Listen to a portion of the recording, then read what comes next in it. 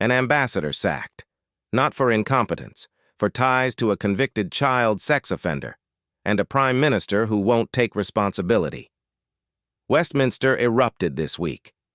Kemi Badenoch stood at the dispatch box and demanded answers. Why was Peter Mandelson appointed? What did Starmer know? And why is no one being held accountable? The silence from labor benches told you everything. This isn't about political point scoring. This is about judgment, about priorities, about a government that promised integrity but keeps delivering scandal.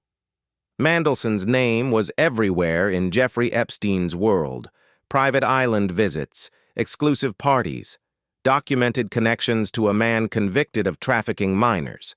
Everyone knew. The security services knew. The Foreign Office knew. And yet somehow, Starmer pushed him through as ambassador to Washington anyway. Badenoch didn't hold back. She laid out 3 clear demands. First, publish the Mandelson-Epstein files in full. Every email, every briefing, every warning that was ignored. Second, apologize to Epstein's victims. Real people who suffered real abuse while the elite protected their own. Third, someone needs to take responsibility. Not junior ministers making excuses, not advisors hiding behind process. The Prime Minister himself. But Starmer wasn't even there. He sent others to defend the indefensible while he stayed away from Parliament. That's the pattern now. Hide when the pressure builds. Dodge when questions get difficult. Blame others when the truth comes out. Badenoch called it exactly what it is. A prime minister with no courage, no judgment, no backbone. The numbers don't lie. Labor's trust rating has collapsed to 19%. Protests outside Downing Street grew overnight. Not organized activists, ordinary people, parents, workers, pensioners, furious that their government protects the connected while ignoring everyone else. Social media exploded with demands for accountability, not just from opposition supporters, from labor voters too, because this connects to everything else going wrong. Pensioners losing winter fuel payments while millions go to luxury hotels for illegal migrants.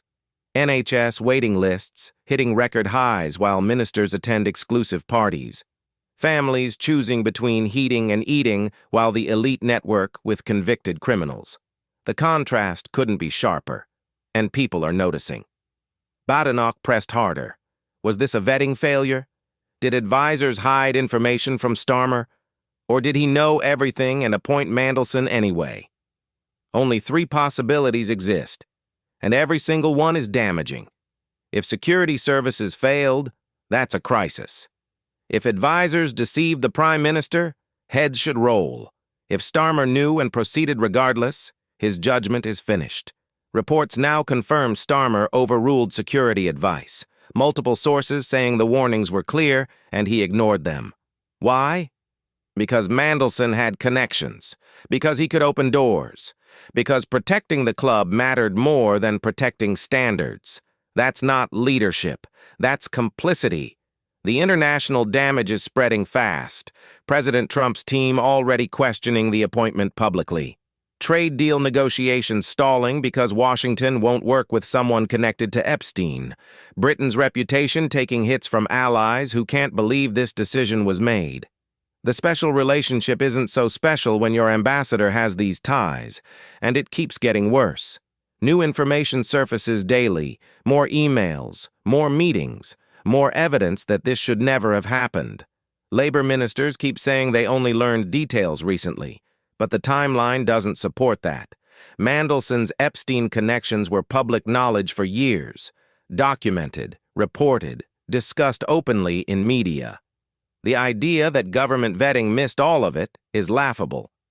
Badenoch pointed to the pattern. Anti-corruption minister sacked for corruption. Housing secretary sacked for dodging housing tax. Transport secretary sacked for fraud. Now, a U.S. ambassador sacked for ties to a child sex offender. This isn't bad luck. This is systematic failure. A government that can't vet its own appointments. That won't hold standards. That protects insiders while lecturing everyone else about integrity. The victims deserve better. The women and girls abused by Epstein and his network deserve an apology. They deserve a government that takes their suffering seriously. Instead, they got a prime minister who appointed someone connected to their abuser to one of the most important diplomatic posts in the world, and then defended that decision until the pressure became unbearable. Labor backbenchers are feeling it now, constituents asking impossible questions. How do you defend this? How do you explain voting confidence in someone with these connections? How do you look victims' families in the eye and say your party did the right thing? You can't. And the hints from those benches during Badenoch's speech showed they know it. Morgan McSweeney's role raises more questions. Starmer's chief of staff reportedly spent hours on the phone with Mandelson last week. Hours. At the same time, Mandelson was dodging calls from the Foreign Office. What were they discussing? Why was the Prime Minister's top advisor prioritizing damage control for Mandelson over transparency with the people who needed answers? That's not how honest government works. The timeline matters here. Last Wednesday at Prime Minister's questions, Starmer stood at the dispatch box and expressed full confidence in his ambassador. Labor MPs cheered. They clapped. They celebrated their man holding firm.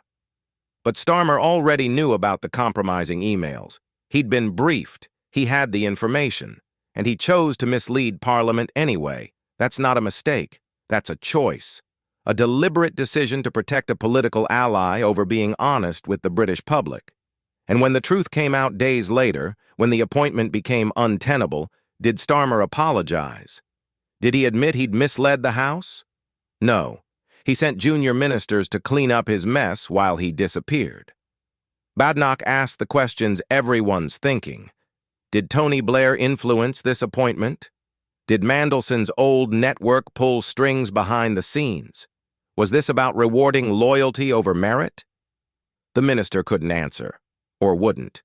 Either way, the silence speaks volumes. The vetting process is now under investigation. How did someone with Mandelson's documented connections get cleared for one of Britain's most sensitive diplomatic roles? Security services don't make those kinds of errors casually, which means either they flagged concerns and were overruled, or the process was corrupted from the start. Neither option is acceptable. Consider what this means for every other appointment this government has made. If they couldn't properly vet the U.S. ambassador, what about other sensitive positions? National security advisors? Intelligence chiefs, defense officials?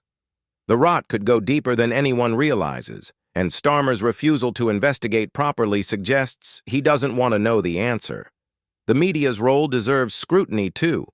For weeks, friendly outlets ran puff pieces about Mandelson's diplomatic skills, his connections, his ability to navigate Washington's power circles.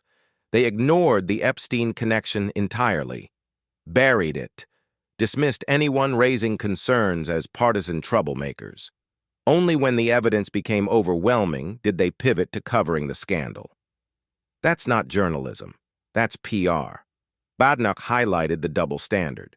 When conservative politicians face accusations, media demands instant resignations, full investigations, maximum transparency. But when labor ministers stumble into scandal, suddenly it's all about due process. Waiting for facts, not rushing to judgment. The hypocrisy is glaring. Public anger is building across the country.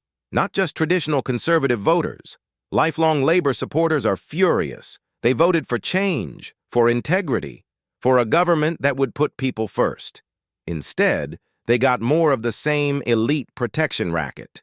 Different faces, same corrupt system. The betrayal cuts deeper because expectations were higher. Reform UK is capitalizing fast. Nigel Farage already calling this Labour's defining scandal. The moment the mask came off, his party's polling numbers climbing as disillusioned Labour voters look for alternatives. By-elections loom, and if this scandal stays in headlines, Labour could face devastating losses in seats they thought were safe. The economic context makes everything worse. Rachel Reeves just delivered a budget that raises taxes on working families while cutting support for pensioners. Growth projections are down. Business confidence collapsing, investment fleeing abroad. And in the middle of this economic crisis, Starmer's government is consumed by a self-inflicted scandal about protecting elite insiders. That's the core issue. Priority. What matters most to this government? Helping struggling families or protecting powerful friends? Supporting victims or shielding those connected to abusers? The answer is becoming clearer every day. And it's not the answer Labor promised during the campaign. Badenoch's speech wasn't just opposition theatrics. It was a moral reckoning. She forced Labor MPs to confront what their government has become, to see themselves as the public sees them, defenders of the indefensible, protectors of privilege, everything they claim to oppose. The coming weeks will test whether Starmer can survive this, whether his party will tolerate continued scandal, whether the British public's patience has limits. Because right now, trust is gone, credibility is shattered, and every day without full transparency makes recovery harder. 3 questions remain unanswered. What exactly did Starmer know when he made TE? He appointment? Why did he overrule security advice? And who else in his government knew about Mandelson's Epstein connections? Until those questions get honest answers, this scandal won't end. The pressure will keep building.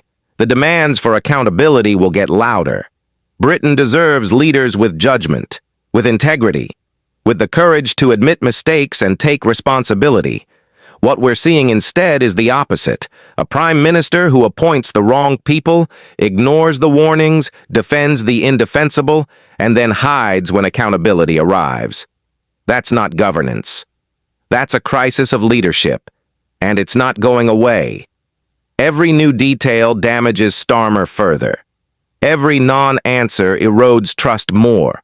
Every day without transparency confirms what Badenoch accused him of. A government of sleaze and scandal that breaks every promise it made. The British public are watching, they're judging, and they won't forget. This is Labour's reckoning. The moment their rhetoric meets reality.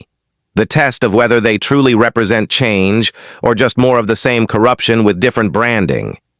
Right now, they're failing that test spectacularly, and Kemi Badenoch made sure everyone knows it.